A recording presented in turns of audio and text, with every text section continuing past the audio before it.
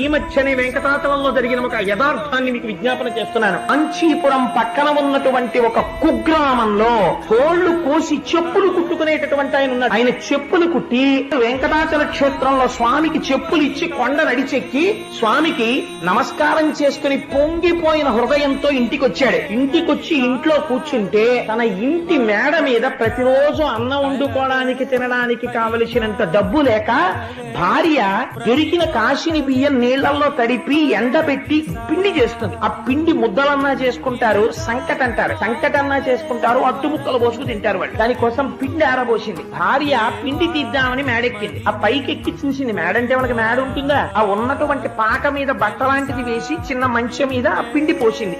కుక్కలు అవి వచ్చి తినేయకుండా ఆవిడ మళ్లీ వెళ్లి ఆ పిండి తీద్దాం అనుకుంది. ఆ పిండి మీద ఒక పాదం కనపడింది. ఆవిడ రత్నరేఖ, శంఖరేఖ, చక్రరేఖ, అంకుశము, అమృత పాత్ర వీటన్నింటితో కలిసి